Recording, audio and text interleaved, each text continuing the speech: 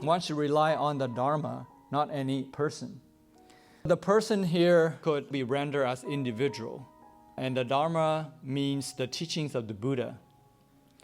This is rather a strong statement because this is saying that we should not rely on anybody to teach the Dharma to us, but we should rely on ourselves.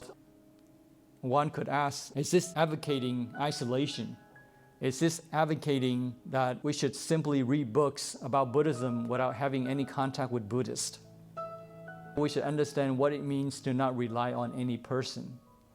Of course, this is not suggesting that we should study Buddhism on our own and avoid all contact with Buddhists. So one should rely on somebody only to the extent that they embody the Dharma, not representing it or symbolizing it. The Dharma does not exist in abstract. The abstract Dharma is non-existent Dharma. Dharma does not really exist in sutras. It exists only to the extent that it is practiced and realized. So the sutras are only as valuable if you apply what is taught in the sutras.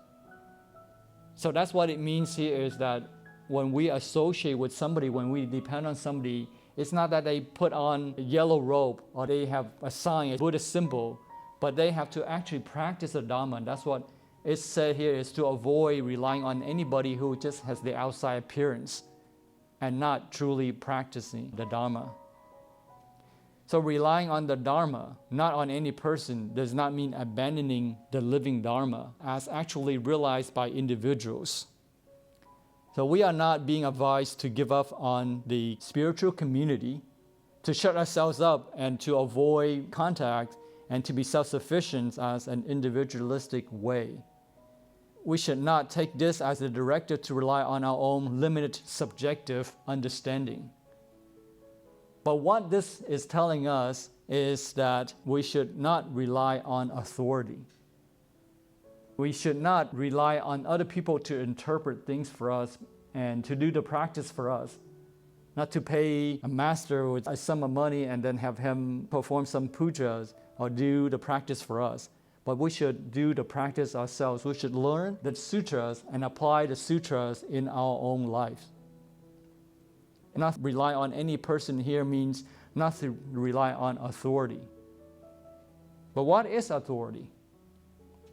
Well, let's make a distinction between natural authority and artificial authority. An appreciation of a spiritual hierarchy, a reverence for those more developed than oneself, is crucial to a healthy spiritual life.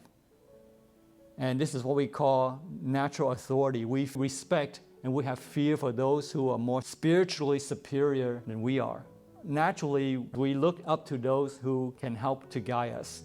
So that's natural authority. 善知识,听知thức. That's natural authority, those gurus, spiritual teachers. Artificial authority, on the other hand, is about spiritual egoistic gain and physical powers. The Buddha himself tells his followers that they should not just simply believe in what he tells them, but he encourages them to test his words, just like a goldsmith tests gold. The goldsmith tests gold to find out whether it's real gold or fake gold. And there are many imitations, and we should test them all, those that we come in contact with. So we should not just accept based on authority, based on tradition, or based on what is commonly accepted, but we should test to make sure that it's the real thing. So when we practice Pure Land Buddhism and we truly practice mindfulness of Amitabha, we will know that it will do us good, that we have this joyful faith arising in us. So the more that we are mindful of Amitabha, the more joy that we have, this joyful faith increases.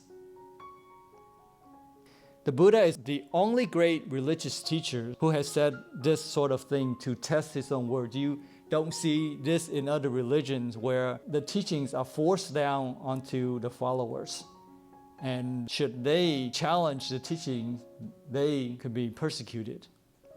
So the Buddha says here that wise people test the words of those people just like a goldsmith tests gold. And usually they find out it's not real gold, but only imitation. Of course, this is not to suggest that there are no genuine spiritual teachers.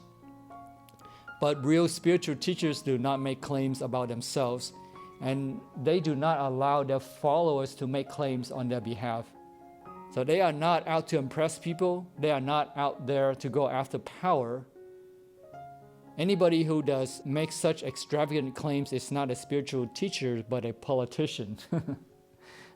People are being exploited because they are insecure, because they want to be told what to do by some authority figure. So the problem with abiding to artificial authority is that you can fall victim to exploitation. The first reliance comes, therefore, as a timely warning, right? One should rely not on claims, not on authority, not on power, but on the Dharma.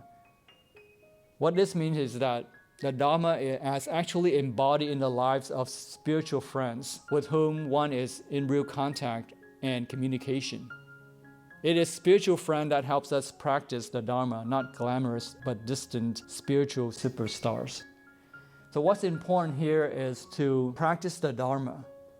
So rely on the Dharma and not on the person is not to depend on others to do the practice for you, to interpret it for you, but for you to study the Dharma and apply it, test it like a goldsmith tests gold, to find out for yourself whether what you have received is imitation or real. No spiritual superstars can ever ensure our rebirth in Sukhavati. If we practice and we have this joyful faith, then that is a better reliance than to have somebody to deliver us to Sukhavati. Even the Buddha himself can't deliver us to Sukhavati if we don't put in the effort. So our rebirth is between our own effort and the escort of Amitabha. Amitabha has the power to escort us to Sukhavati, and that is all taken care of. The only thing that we have to do, the only bargain that we have to meet is to put in our own effort, to have this joyful, faithful rebirth, and not just some wishful thinking without any kind of efforts to substantiate it.